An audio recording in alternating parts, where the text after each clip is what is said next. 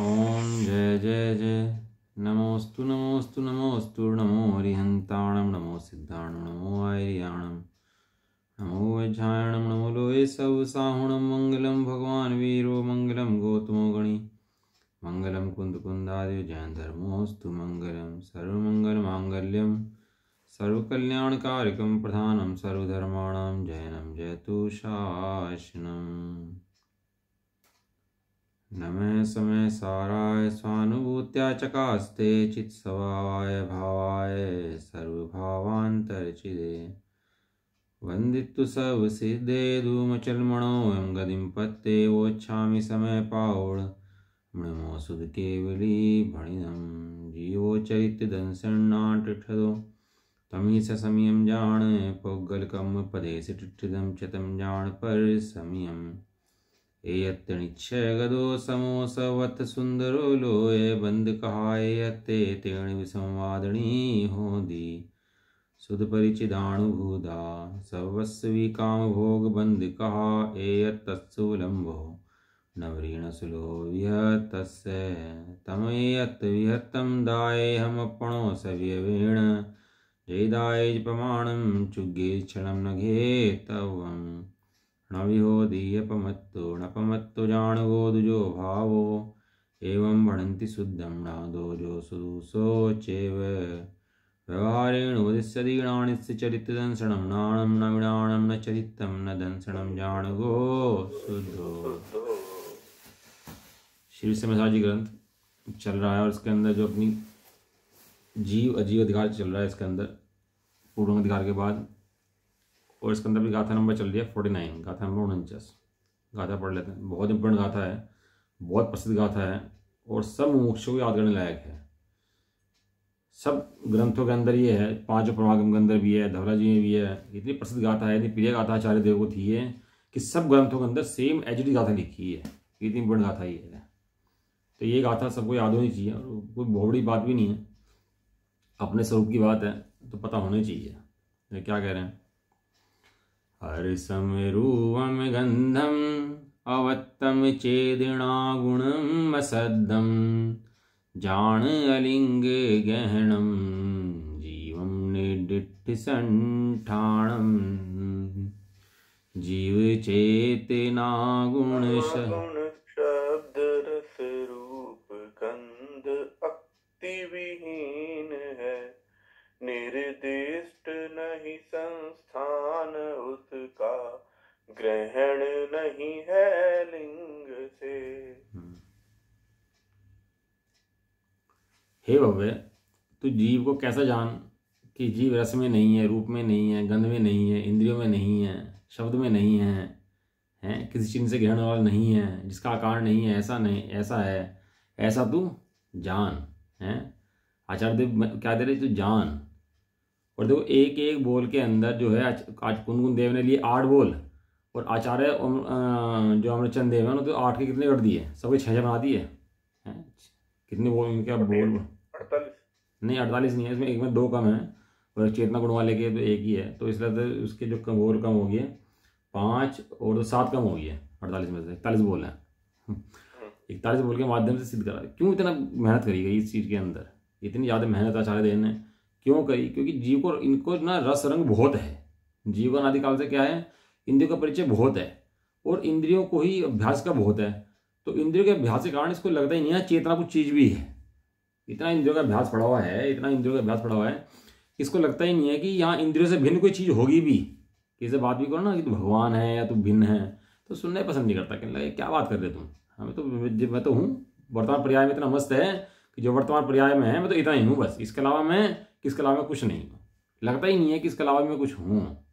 आचार्य कुंदकुंद देव, अमरचंद देव, योगिंदु देव और जितने भी आचार्य हमारे हुए हैं, सबने एक ही फील्ड में काम करा।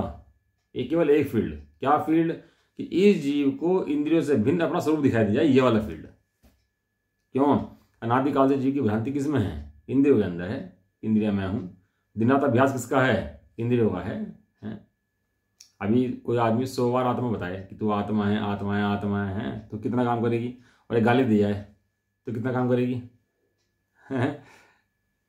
एक गाली कितना काम करे? और वो 100 बार आत्मा पढ़ाए तो कितना काम करे? तुरंत रिएक्शन करेगी वो।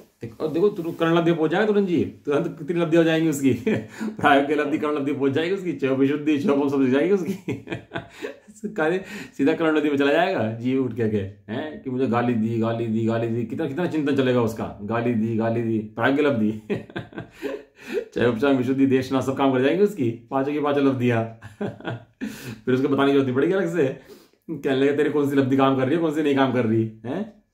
और यहाँ ऐसे लेके बैठ कर रोजाना समझाओ तू भैया जीव है तू आत्मा है, दिन रात समझाओ बैठो समझाओ तो भी उसकी रुचि जागृत नहीं होती। देखो जी को कहीं धन लाभ हो खाने, देखो स्वाध्याय छूट जाए तो दिक्कत नहीं होती, दो चार दिन खाना नहीं मिले तो, एक टाइम खाना नहीं मिले तो कितनी आकुलता हो जाती है कि नहीं खाना 24 घंटे दिमाग पे ये चलता रहेगा, फिर खाना भोजन चलता रहेगा दिमाग पे, और जब तक ना खा ले चैन ना पड़े जब तक लेकिन आत्मा की अनुभूति में ऐसा नहीं लगता। आचार्य देव क्या करते हैं, आचार्य देव को आत्मा की अनुभूति में इतना समय वो चाहिए कि वो उल्टा होता है साथ में उनके। आचार्य देव को गाली देते हैं, कोई बुरी बात कह दे तो लगता ही नहीं कोई बुरी बात कही है, वो आत्मा कह देता हूँ तो उन्हें बनाना कि हाँ ये बात कही इसने तो है। इसलिए कोई भव्य जीव आगे उनके पास बैठे ना और बैठ के चातक दृष्टि से देखे उनको मुनिराज को, तो मुनिराज को उपदेश होते हैं। मुनिराज को उपदेश ऐसे नहीं होते भीड़ देख ले उपदेश हो गए, कोई चातक जीव भव्य जीव याचक जीव आए और बैठे विशुद्धि से आए तो मुनिराज का उपदेश होता है, किसी महाभाग्यवान के उद्देश्य होता है। और देखो मजे की बात, कोई महाभाग्यवान जीव था उस काल के अंदर जिसके निमित्त से मुनिराज को शास्त्र रचना का विकल्प आया और शास्त्र की रचना हुई, और आज हमारे कान में पड़ रहा है कोई भव्य जीव वहां मुनिराज के सामने बैठा था इसलिए शास्त्र की रचना हुई। समझ में आया? यदि वहां पर कोई भव्य जीव ना होता तो शास्त्र की रचना भी नहीं होती। प्रभात प्रकाश ग्रंथ है, उसमें जो है प्रभाकर भट्ट है, तो उस प्रभाकर भट्ट ने मुनिराज से कहा कहला हे महाराज वो आत्मा कैसा है वो मुझे दिखाओ, वो मुझे आत्मा बताओ। तब जाकर के उस शास्त्र की रचना हुई, प्रभाकर उस पूरे शास्त्र की प्रभात प्रकाश की। इस तरह द्रव्य संग्रह की भी ग्रंथ की ऐसी रचना हुई, तत्वार सूत्र की रचना इस तरह से हुई। वो बकायदा नाम लिखे हुए उनके कि कौन भव्य जीव बैठा था जिसके निमित्त से ये रचना हुई। पीछे पड़ गया मुनिराज के, कहला जी मुझे तो बताओ।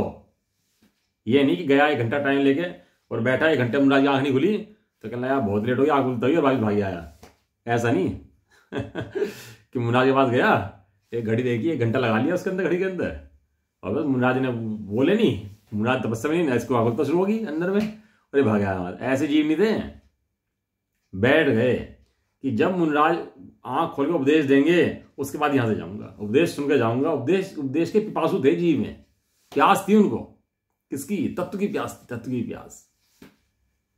और मुनिराज का उपदेश कोई बहुत लंबे चौड़े उपदेश नहीं होते थे उस समय, बहुत लंबा कोई इतना उपदेश नहीं। मुनिराज तो अंतर्मुख से बाहर मुद्रा में आए, कोई 1-2 उपदेश उसको दिए, 1-2 बातें बताई और फिर अंतर्मुख हो गए बस। इसके अलावा कोई फालतू उपदेश नहीं था उनका। इससे ज्यादा यदि तो हमें लग रहा है पढ़ने में इतनी ज्यादा है, यदि जितनी गाथाएं हैं 415, यदि इनको लिख लोगे ना 415 गाथाओं को तो ज्यादा 5-7-10 पेज आ जाएंगी, 10 पेज आ जाएंगे 415 गाथाएं हैं। ये तो हम पहले हिंदी पढ़ते हैं, फिर उसकी वो प्राकृत पढ़ते हैं, संस्कृत पढ़ते हैं, हिंदी पढ़ते हैं, फिर उसकी टीका पढ़ते हैं, अर्थ पढ़ते हैं, तो वो लंबा लगता है। यदि खाली गाथाएं चुन लोगे ना इसके अंदर से तो तासूद कितने पेज का है? 5 पेज का, 7 पेज का, कोई बहुत बड़े ग्रंथ नहीं लिख दिए उन्होंने कि तेरे लिए खाली बैठे थे और ग्रंथ लिख के चले गए बहुत सारे। ये तो आगे ज्ञानी जीव आए तो उन्होंने भी टीकाएं करके बड़ा कर दिया उसको, नहीं तो इतने बड़े बड़े ग्रंथ नहीं थे। वीरसेन स्वामी ने तो जो अपना षटखंडांग ग्रंथ है, षटखंडांग ग्रंथ जो है ना उसके ऊपर धरा टीका लिखी, धरा टीका, और 16 भाग लिख दिए उसके, 16 चैप्टर कर दिए उसके, बड़े बड़े 16 चैप्टर डिवाइड कर दिया उसको, उन सारे शास्त्रों को। उसका नाम धवला है, महाधवला जय धवला ही है। कहां से ग्रंथ? ये सब ग्रंथ जो हैं ये षटखंडांग में टीकाएं हैं। सबसे पहला ग्रंथ कौन सा था अपना? षटखंडागम। ये सब षटखंडागम में टीकाएं हैं सब जितनी भी हैं। ये जो कलश है ना, एक वंदे तद्गुण लब्धे क्या है शुरू में उसके तत्वाश्रुत का जो मंगलाचरण है ना, मोक्ष मार्ग से नेतारम भेतारम करम भूवर्ताम, ये जो है ना इसके ऊपर कई हजारों कलशों के अंदर टीकाएं रची हुई हैं आचार्य देव ने। आगे सुनो कहां एक केवल एक डिजाइन के ऊपर 8 सहस्त्री 8 सती, एक 800 कलश की टीका है, एक 8000 कलश की टीका है। ऐसी टीकाएं रची हुई हैं इसकी, 8 सती 8 सहस्त्री, इस तरह से इनकी टीकाएं रची हुई हैं। और वीरसेन स्वामी तो कमाल कर दिया, 1,00,000 श्लोक प्रमाण रचना रच दिया अकेले ने। इतनी बड़ी रचना आज तक कोई नहीं रच पाया। जिन्होंने षटखंडागम टीका रची ना, धवला जय धवला वाली, उसकी बात कर रहा हूँ। इनसे बड़ी टीका आज तक कोई हिंदुस्तान में नहीं रच पाया पूरे में। वीरसेन स्वामी ने इतना कमाल करा है। आजा हमारे मुराज हुए वीरसेन स्वामी। केवल एक टीका है उनसे बड़ी महाभारत की, जिसके कलश का प्रमाण ज्यादा आता है, महाभारत का प्रमाण आता है। लेकिन महाभारत भी कई लेखों की लिखी हुई है, एक की लिखी हुई है। अकेले लेखक की टीका प्रमाण देखोगे तो आचार्य वीरसेन स्वामी से ज्यादा किसी ने लिखा ही नहीं आज तक, इतना लिख दिया उन्होंने। इसलिए क्या हुआ, जब सन 200 400 500 के बाद ना शास्त्रों की रचना हुई और विक्रम संवत, और जब उसके बाद 500 साल तक 1000 साल तक टीकाओं का विस्तार बहुत हुआ, बहुत विस्तार हुआ टीकाओं का। इतना विस्तार हो गया, टीकाएं टीकाएं टीकाएं टीकाएं होगी। तो उसके बाद आचार्यों को महसूस हुआ कि ना टीकाएं बहुत हो गई इसकी। टीकाएं जो है, टीकाएं इतनी ज्यादा हो गई कि पढ़ने में भी कॉम्प्लिकेट हो गया वो विषय, अब पढ़ने में आराम से आता नहीं है, इतनी टीकाएं हुई। तो पहले तो टीकाएं बढ़ी और फिर टीकाएं घटी। तो फिर जो रचना हुई ना इस ग्रंथ की, वही उसकी नेमिचा सिद्धार्थ चक्रवर्ती ने रचना, वो ग्रंथ क्या नाम है, अरे इतना फेमस ग्रंथ है वो, तो दिमाग में नाम नहीं आ रहा, भी आ जाएगा। तो बाद में टीकाओं की घटनी शुरू। गोम्मट सार जीवकार क्रमण, गोम्मट सार जीवकार क्रमण कोई ग्रंथ नहीं है, अलग से नहीं है। वो जो षटखंडागम के टीकाओं का विस्तार जो हुआ था, वो उसी को समेट करके 2 ग्रंथों में ले आए उसको। समझ में आया? वो पहले तो षटखंडागम लिखा गया। षटखंडागम भी बड़ा अव्यवस्थित सा, मतलब बहुत व्यवस्थित नहीं है। तो कई टीकाएं हैं, कई गद्य हैं, कई पद हैं, बहुत मतलब लिखा गया है ना, वो बहुत व्यवस्थित नहीं है। उसके वीरसेन स्वामी ने फिर उसकी टीकाएं करी, लेकिन आचार्य नेमिचंद सिद्धांत चक्रवर्ती ने उसको गोम्मट सार लिख करके पूरा व्यवस्थित कर दिया, उस षटखंडागम को भी और बाद की जो टीकाएं हैं उनको भी, उनको पूरा व्यवस्थित कर दिया। जब आप टीका पढ़ोगे तो वो पढ़ोगे ना, लिखा षटखंडागम जो मूल ग्रंथ है, प्रॉपर गाथाओं में बंधा हुआ ग्रंथ नहीं है वो, कि प्रॉपर गाथाओं में बंधा हुआ ग्रंथ हो। कहीं एक 2-4 लाइन का गद्य लिख दिया, कहीं सूत्र लिख दिया, कहीं टीका आ गई, कहीं मतलब उसकी कलश वो आ गया, गाथा आ गई। तो इस तरह से वो ग्रंथ है। लेकिन बाद में गुम्मट सार ग्रंथ आया, उसने इतना व्यवस्थित क्रम उसके अंदर दिया है, वो पूरा व्यवस्थित हो गया। और वो गुम्मट सार भी एक जिज्ञासु जीव था, नाम आता है उसका, उसकी रिक्वेस्ट पे लिखा गया, चामुंड राय की रिक्वेस्ट पर लिखा गया। चामुंड राय जिसने वो बनाया था, बाहुबली का बनाया था ना चामुंड राय ने, वो 1000 साल पुरानी प्रतिमा है ना अपनी।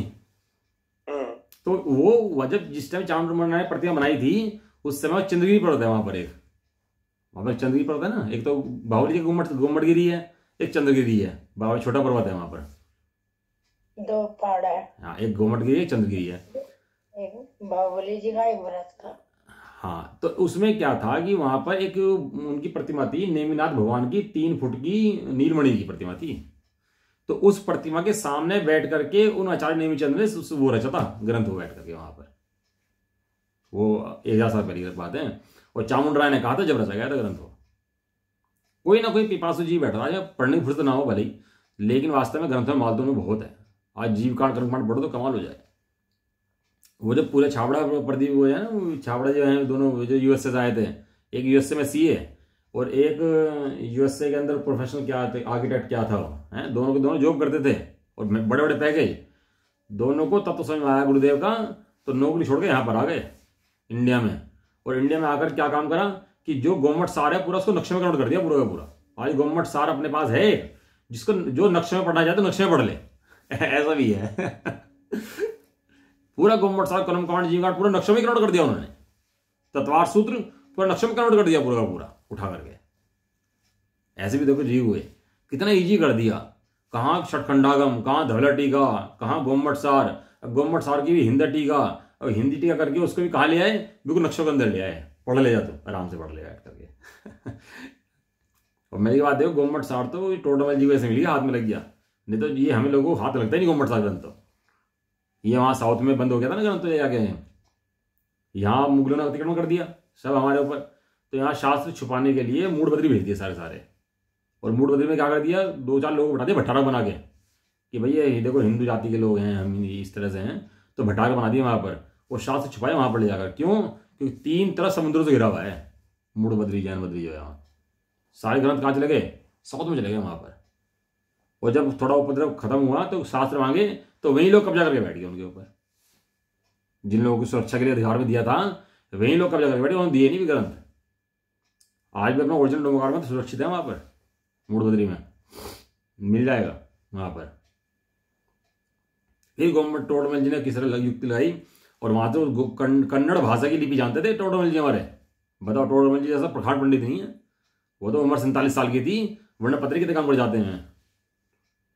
47 साल की उम्र में बड़ा काम करे। गवर्नमेंट सार की कन्नड़ से संस्कृत से उसने हिंदी बना के हमें दी गवर्नमेंट सार की। नहीं तो हमें पता ही नहीं था कि गवर्नमेंट सार कहाँ मिलेगा, किसे मिलेगा, कुछ नहीं पता लगता। ये तो मूलों ने इतना अत्याचार करा, इतना आक्रमण करा, सनातनियों ने इतना आक्रमण करा, इतने ग्रंथ जलाए हमारे, वो लिखे बहुत सारे थे एक्चुअली। वो जो टीका का विस्तार जो हुआ ना 11 साल तक, बहुत विस्तार हुआ, बहुत विस्तार हुआ। इतना विस्तार हुआ कि जलते रहे तो भी खत्म नहीं हुए, तो भी इतने बचे हुए हैं आज। इतना विस्तार हुआ था।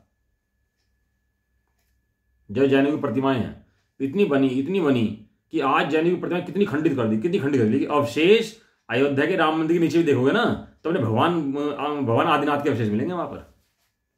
ये भले ही आंख मीच लें उसको देख करके, ना दिखाएं दुनिया को, लेकिन वहां पर अवशेष मिलेंगे तो हमारे जैनी के अवशेष मिलेंगे। कोई भी तोड़ दो, आज कुतुब मीनार तोड़ दो, वाराणसी तोड़ दो, कोई भी तोड़ दो, जैनी का अवशेष ना मिले ऐसा हो नहीं सकता वहां पर कहीं भी। लेकिन श्रद्धा के अंधे कुछ बताते नहीं है। ये श्रद्धा के अंधे को अपनी चीज दिखाई देती है और दूसरी चीज दिखाई देती नहीं। जबकि आज ऐसा कोई मंदिर नहीं, ऐसा कोई अवशेष नहीं जहां जैनी का नाम ना हो। हम आश्चर्य जी वहां चले गए सांची स्तूप, वो तो बौद्ध बहुत फेमस है ना। सांची स्तूप जो है वो तो बौद्ध का बहुत फेमस है ना। वो तो बिल्कुल एंट्री पे से जैनियों की प्रतिमा शुरू होगी थी, एंट्री पे से। मतलब कोई ऐसा दिखाओ तो सही है जैनी ना हो, जहां मंदिरों में जैनियों की फोटो ना गड़ी हुई हो, जहां मंदिरों के शिलालेखों पे जैनी ना हो, शिलाओं पे जैनी को मंदिर ना हो। नेपाल में भी संग्रहालय में आदिनाथ भगवान की प्रतिमा है वहां पर, नेपाल में भी। हाँ, अभी श्रद्धा के अंधे ना देखे तो इलाज क्या है ये बताओ ना। ये श्रद्धा के अंधे को दिखाई नहीं देता, श्रद्धा के अंधे तो अपना दिखता है बस, ये राम भगवान। अबे भैया तुम दिखा तो दो, 1000 साल पुराने 1500 पुराने को तुम्हारे को अवशेष मिलता हो, तुम्हारी को प्रतिमा निकलती हो गड़ी हुई, दिखा तो दो एक बार जरा, कोई बताओ तो सही कहीं निकला हो तुम्हारा कुछ। लेकिन श्रद्धा के लुटेरों को भैया कोई नहीं समझा सकता। श्रद्धा के जैन प्रतिमाएं निकल रही हैं सब जगह। अरे थे ही जैन भैया, ये तो बदल दिया सारा, सब जैनियों की प्रतिमा बदल दी, सब जैनियों के एरिया से जगह घेर ली हैं, सब जैनियों के क्षेत्र घेर लिए। ये तो सही तो था कौन, सब जैनी सिमट गए भाई, बदल दिए, जबरदस्ती बदल दिए, सूली में लटका बदल दिए, लड़के को किडनैप करके बदल दिए, धन लूट लिया तो बदल दिए। ये तो बदल गए, करेंगे। सुबह प्रक्षाल होती है और सुबह प्रक्षाल होती है, बाद में श्रृंगार करते हैं। सब जगह भैया बदल दिया सारा का सारा। अब तो अपन लोग खुद ही लूटने में लगे हुए हैं।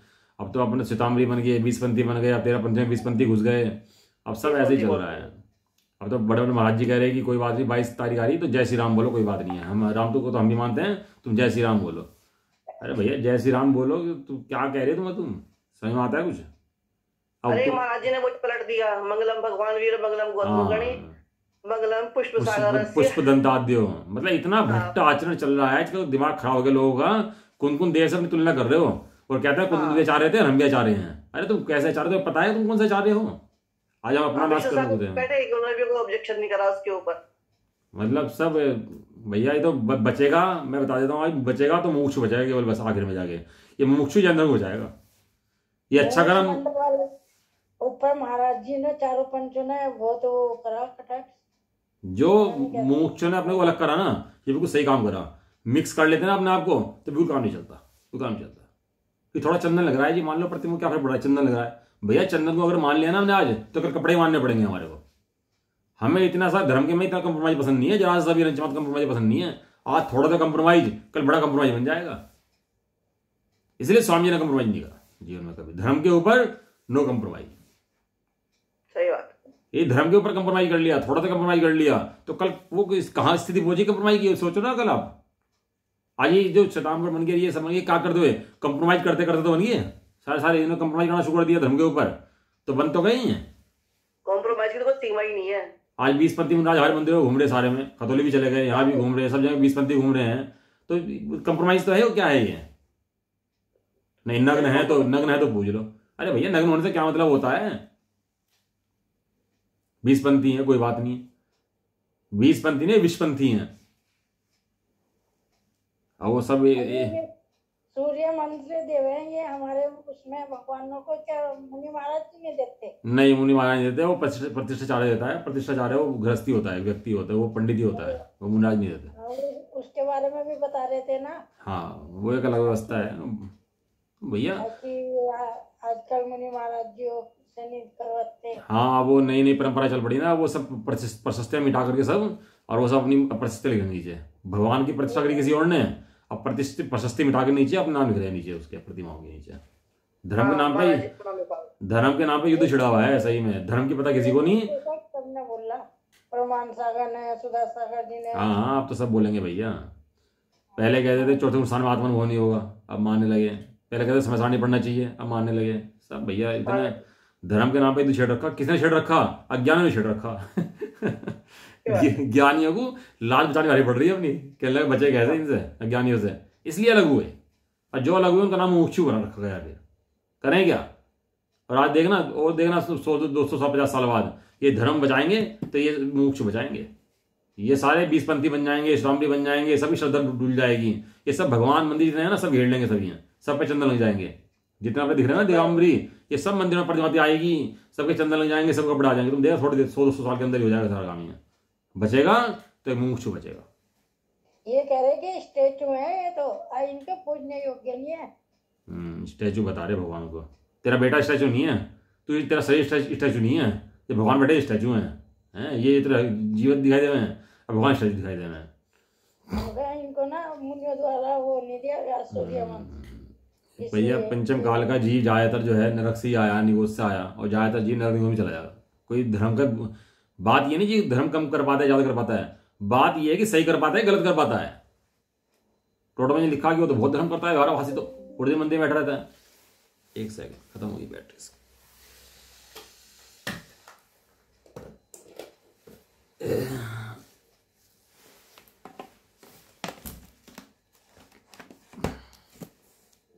वो कहते हैं कि क्या हो गया,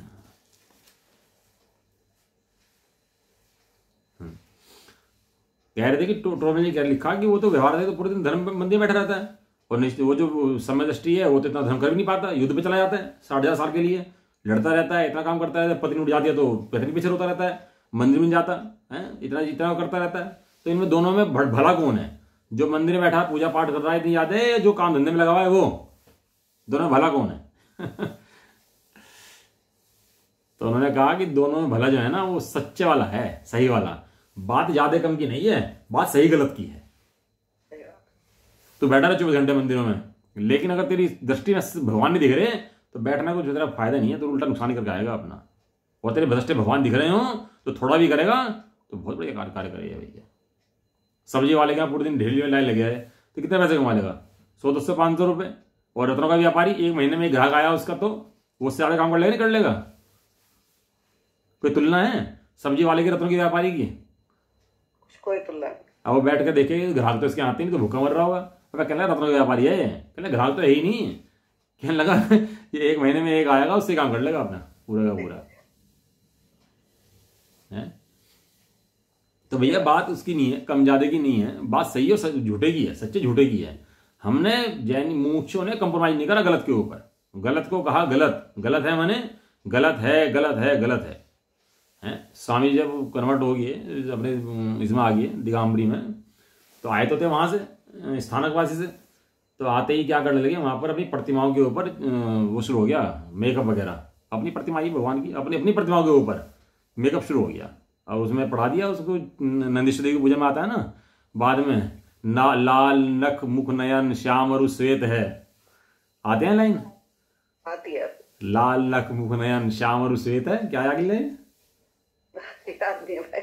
हाँ, तो लाल नख होने चाहिए, मुख श्याम, आंख काली होनी चाहिए, ऐसा ऐसा पढ़ा दिया, गाल लाल होने चाहिए, करने लगे।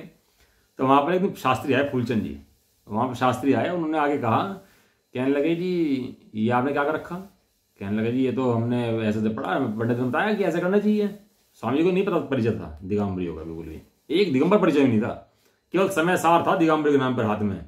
और इसमें 45-50 साल तक तो दिगंबरी परिचय भी नहीं आया। केवल कितना परिचय दिगंबरी नाम पे? केवल समय सार, और समय सार की धुन चढ़ गई थी बस। इसके अलावा कैसे भगवान होने चाहिए, कैसे भगवान होता है, भगवान की फोटो नहीं थी, भगवान देख ही नहीं देखे जिंदगी में। भगवान कैसे?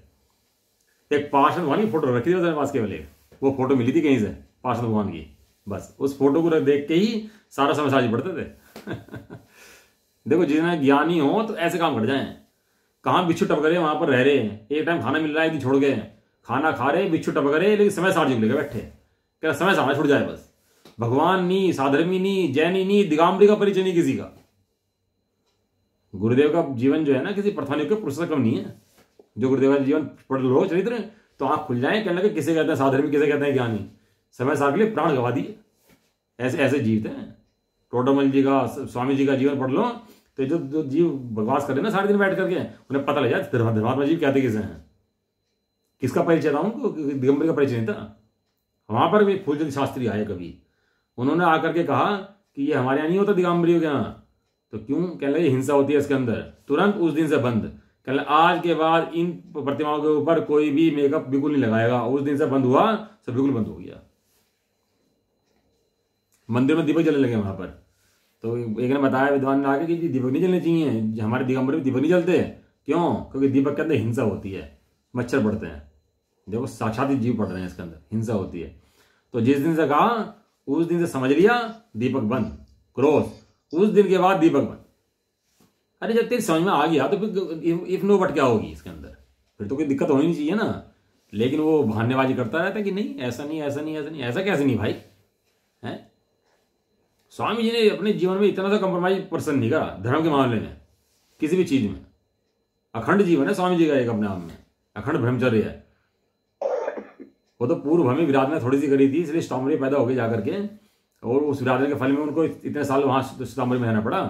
लेकिन जब जिस समय समय सार मिला, उस समय समय सार मिलते जीवन ऐसा बदला, शुरू 2-4 पन्ने पलटे और सब छोड़ा, समय सार गले लगा लिया आपने कि बस यही जीवन है, यही प्राण है। और आज जितने लोग समय सार पढ़ रहे हैं, चाहे जहां पढ़ रहा हो, चाहे जो पढ़ रहा हो, चाहे दिन में पढ़ रहा हो, वो स्वामी की देन है, वो किसी और की देन नहीं है। तो गुरुदेव की कृपा है, इसलिए कहते हैं कृपालु देव। जी का पाठ जो चला इसमें 48 दीपों की जलवा रहेंगे, उसमें भी तो हिंसा का दोष है। हाँ बिल्कुल है। तो कृपालु देव ऐसे थोड़ा कहते हैं। अरे समय सार की बात या तो समझ में आई थी सर्वज्ञ देव को, या समझ में आई गणधर देव को, या कुंजाचार्य को, और उसके बाद यदि कोई इस परंपरा में आया ना मुख्य रूप से, तो स्वामी जी हैं जिन लाखों लोगों के हाथ में सांस फाड़ दिए। आज पता नहीं 15 लाख लोग पढ़ रहे, 20 लाख पढ़ लिए, उस समय साथ जितनी पढ़ रहे हैं, आज गुरुदेव की कृपा है। आज हमको अपना आत्मा दिख रहा है जी, भगवान बनने के रास्ते पर जीव हैं, भगवान बन रहे हैं, तो एक गुरुदेव की कृपा है। यदि आज गुरुदेव का उदय न होता तो समय साथ जी हम ना पढ़ रहे होते। कितना लांछन लगा लो भाई साहब। लेकिन जो जीवन में देखे गए ना, 4-5 लाख तो श्ताम्बरी दिगंबरी बना दिए, दिगंबर समाज में इतना बड़ा उपकार कर दिया, लेकिन दिगंबरी आग नहीं खुलती और विरोध में जीवन चला गया। ऐसे ही करते रहे।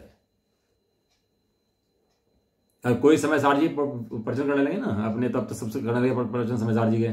समय सार जी के सारे मिलकर प्रवचन कर लो, अपने हिसाब से अर्थ निकाल लो, गाथा का अर्थ निकाल लो, उसको लिख लो, खूब अर्थ कर दो अपने लिख करके, और वो जो लिखा है अपना उसको स्वामी जी से मैच कर लेना बैठ करके। पता लग जाएगा अकल के दांत कितने हैं, कितनी अकल बैठी तुम्हारे अंदर। जो समय सार जी है ना, जो तुम अर्थ कर रहे हो, उसका कंपैरिजन स्वामी जी से कर लेना एक बार, बस पता लग जाएगा स्वामी जी की कितनी लाइन लिखी है। एक लाइन कल पढ़ रहे थे, वो स्वाध्याय बता रहे थे कि एक लाइन मोक्षमापाशक के अंदर आई कि द्रव्य शुद्ध अशुद्ध पर्यायों का पिंड है। एक लाइन आई कि द्रव्य के अंदर शुद्ध पर्याय भी है, अशुद्ध पर्याय भी है, ऐसा पिंड है, और द्रव्य तो शुद्ध है।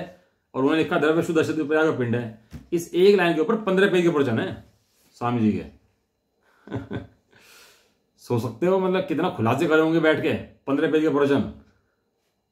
और स्वामी जी को जो नहीं पढ़ता ना वास्तव में, उसे अपना आनंद आ भी नहीं सकता वास्तव में। मैं कितने बोल दूं सही में, कितना कोई बोल दे, लेकिन स्वामी जी को जो नहीं पढ़ता ना, उसे वास्तव में पता नहीं लग सकता कि आत्मा कहते किसे हैं। क्यों? क्योंकि भैया कौन कह रहा है?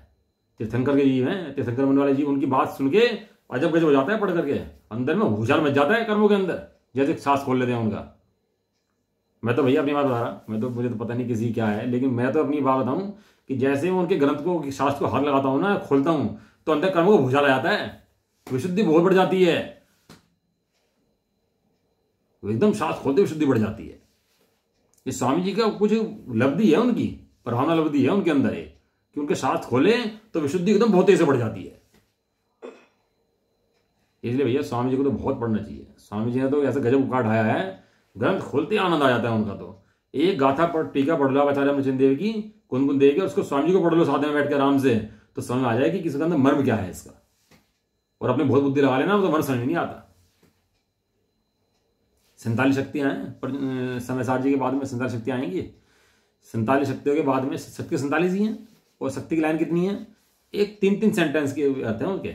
जब आचार्य ने करें कितने लाइन के? 3-3 सेंटेंस के। सुख शक्ति कैसी है, दृष्टि शक्ति कैसी है, वीर शक्ति कैसी है, ज्ञान शक्ति कैसी है, अनाकुलतामयी सुख शक्ति, बस इतना लिखा। क्या लिखा? अनाकुलता में सुख शक्ति। और 47 शक्ति के ऊपर 500 पेज के प्रवचन है। इन 3-3 लाइनों के ऊपर 30-30 पेज के प्रवचन है। आप पढ़ो सही खोलकर, कितना माल देगा गए गुरुदेव। ये जो प्रवचन ये जो पढ़ रहे हैं ना, ये समय सार जी, इसके कितने 16-17-18 भाग हैं इसके प्रवचन के के नाम से। गुरुदेव ने भैया अपना जीवन लगा दिया धर्म के समर्पण के अंदर, धर्म समझाने के अंदर। अब कोई मूर्ख विरोध करता रह गया तो उसका तो कोई इलाज है नहीं भैया। सारा जीवन विरोध में निकाल दिया, विरोध ही करते रहे। पहले तो हम भी बहुत करते थे, लेकिन भैया धीरे धीरे समझ आना शुरू हुआ। जब गुरुदेव खोला और वास्तव में गुरुदेव को पढ़ के समझना शुरू करा, तब समझ में आया गुरुदेव क्या थे, गुरुदेव क्या हैं। आज भी गुरुदेव बोलते हैं, कहाँ बोलते हैं? उनके शास्त्र लाओ, वहाँ गुरुदेव बोलते हैं। यहाँ पढ़ाई पढ़ सकते हैं लेकिन विशुद्धि नहीं पढ़ सकती। गुरुदेव के माध्यम से तो ज्ञान ही बढ़ता है, विशुद्धि भक्ति है। इसलिए दिन में नियम लोग होना चाहिए, या आधा 1 घंटा तो गुरुदेव को पढ़ना ही पढ़ना चाहिए, चाहे कुछ भी हो। गुरुदेव ने दिखाया शुद्धात्मा कैसा होता है। सीधी मैचिंग बैठते हैं कुनकुन देव से। क्यों? तो जिस समोषण में कुनकुन देव थे, उसी समोषण में गुरुदेव भी थे। दोनों के दोनों उन्हीं सर्वज्ञ भगवान से दोनों बात सुन रहे थे, दोनों क्षम सुन रहे थे। तो जाति स्मरण ज्ञान में आया बाद में, तब पता लगी कि गुरुदेव के मुख से ऐसा अमृत क्यों झड़ता है। तो पता लगा, कहने लगे जी वहां समोषण में गए थे, वहां से बात निकल के आई। तो फिर कहने लगे शताम्बरी क्यों बने? तो शताम्बरी इसलिए बने कि एक व्यक्ति दोस्त था उनका। वो दोस्त था तो उसने कहा कि भाई कपड़े वाले को भी मुनिपना हो सकता है। क्या कहा उसने? कि कपड़े वालों को भी मुनिपना हो सकता है, ऐसा मैं मानता हूं। तो स्वामी जी ऐसा तो नहीं मानते थे कि कपड़े वाले को मुनिपना हो सकता है, लेकिन उसका विरोध नहीं करा। वो चुप रहे, वहां पर शांत रहे। तो एक चुप रहने के उस फल में उन्हें यहां शताम्बरी बनना पड़ा और कपड़े वाले बने और मुनि बने कपड़े वाले। जब वहां दीक्षा ले ली कपड़े वालों की, फिर बाद में वो सत्यभात में थी ना, तो सत्यभात समय सार जी हाथ में आने के बाद समझ में आई। वो सारा मैचिंग ऐसे बैठ दिया आपस में बड़ा भैया। इसलिए गुरुदेव को तो पढ़ना ही चाहिए। गुरुदेव को पढ़े बिना तो भैया कल्याण है नहीं। ये गाथा पढ़ रहे हैं ना, इस पे 15-20 प्रवचन है गुरुदेव के। खोल के पढ़ो उन्हें, थोड़ा समय लगाओ, समय गवाओ मत ना, समय को प्रयोग करो, समय को लगाओ। चलो आज तो स्वाध्याय तो यही हो गया बस है। लेकिन भैया कार्यकारी है। गुरुदेव को एक बार ज्ञान के स्वभाव है, आत्म प्रसिद्धि है, गुरुदेव की प्रचंड रत्नाकर है, प्रचंड रत्नमाला है। ये ग्रंथ आचार्य गुरुदेव का पढ़ो तो तुम्हें बहुत काम की बातें हैं। और खोल के पढ़ने से अपना कल्याण होता है उन बातों को। थोड़ा समय तो भाई लगाना पड़ेगा। कुछ चाहिए तो समय तो लगाना पड़ेगा। कुछ भी चाहिए तो समय तो सबको चाहिए। क्यों? कुछ भी करना हो समय तो सबको चाहिए। बिना समय तो कुछ भी नहीं बनता। ना बच्चे पलते, ना खाना बनता। बिना समय तो कुछ नहीं होता भैया। और जिसको जितना समय चाहिए उतना चाहिए ही है। इसलिए इनको भी जितना समय चाहिए तो चाहिए ही है। सुबह 4 बजे उठो, 3 बजे उठो, 2 बजे उठो, कौन मना करता है? उठकर पढ़ो भैया गुरुदेव को, बहुत शांति रहती है। 2, 3, 4 बजे अपने कोने पे रख लो और सुबह उठते ही पढ़ो इनको, गुरुदेव को। गुरुदेव को समझे बिना ये कल्याण नहीं है। गुरुदेव तो सब दे के चले गए अपना, लेकिन हम नहीं समझे तो अभाग्य हमारा है, गुरुदेव का नहीं है ऐसा। तो ये तो बोल हमें करना था इसका स्पर्श का, तो स्पर्श का बोल जाओ कर लेते हैं, ठीक है ना। इसके जो प्रवचन रत्नाकर है गुरुदेव का ले आना आप, और गुरुदेव का प्रवचन पढ़ना, उसके अंदर आपको बहुत माल नजर आएगा उसके अंदर।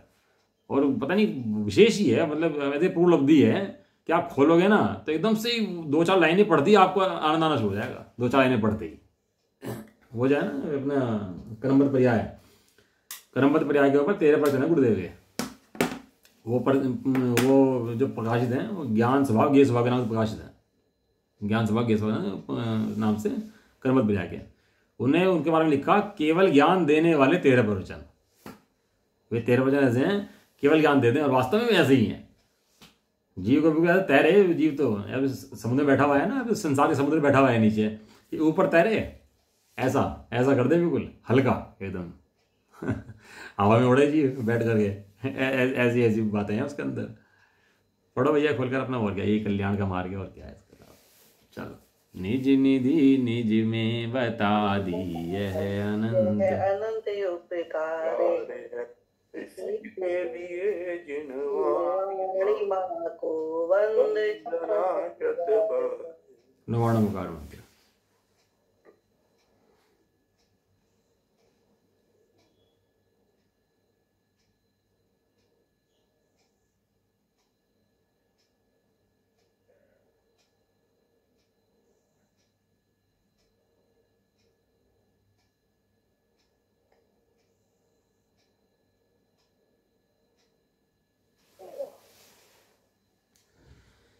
जय बलदेव माता की जय हो, महान जैन धर्म की जय हो, एक साथ बोलिए जय जय। जय जय